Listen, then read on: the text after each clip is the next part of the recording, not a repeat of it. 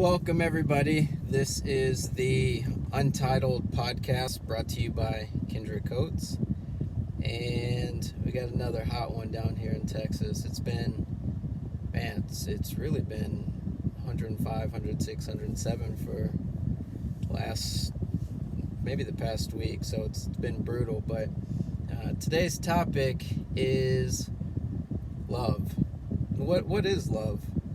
You know, as we'll take for example, as many of us grow up as younger children, as we grow up into adulthood, we often find the definition of love, and especially when it comes to relationships, loving somebody unconditionally, loving somebody for their flaws, loving someone for just their little quirks. But do we truly understand what love is?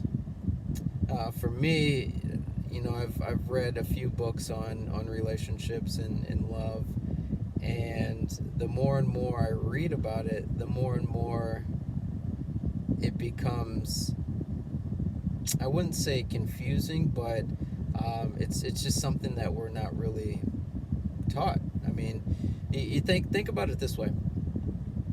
In many relationships that we have, whether it's our best friends or our significant or family members, to me those are all different types of love.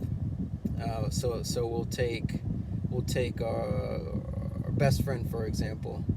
We love our best friend for who they are, for what they bring to the table, and for potentially bringing out the best of us. But we wouldn't love them as we do our significant.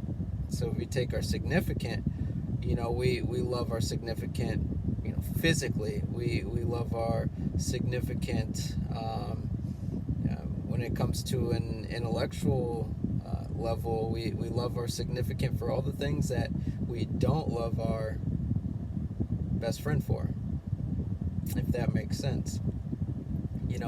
And then we take our family members. We love our family members for who they are and what they bring to the table. So with those three examples, with the best friend, the significant, and our family members, to me those are all three different types of love.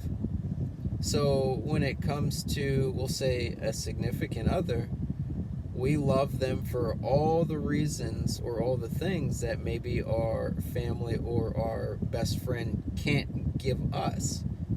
But it's a different type of love. So as we get into, people talk about love, and I think it's used out of context a lot.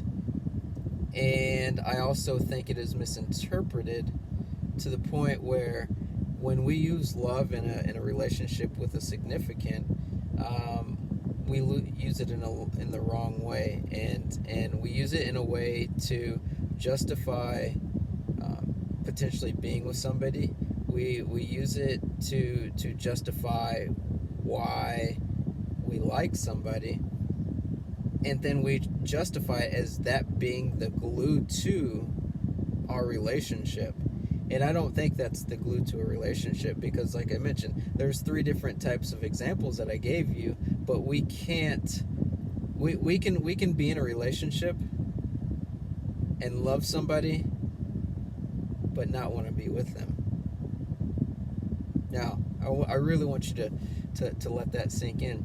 We can be in a relationship with a significant other, and we could love them and not want to be with them, or not even be attracted to them physically.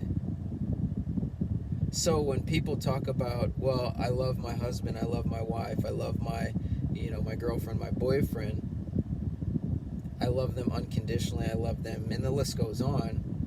Well, what is it that actually keeps your relationship going? Because I don't think it's because of love. There are other things to factor in when we think about being in relationships with people, and we can't solely base it on love, because like I had mentioned, we can be in a relationship, we can be in a marriage with somebody, and we can love that person and not even want to be with that person or find that other person attractive physically. that's just something to think about as you drive. A lot of times I listen to podcasts while I drive, and I've gotten out of the habit of listening to music.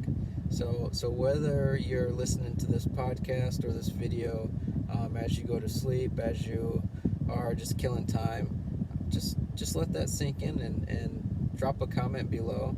Make sure you subscribe to this page, and just let me know what you think, because I don't think love is the glue that holds relationships together. So until next time, I hope you guys have a great one, and we'll talk soon.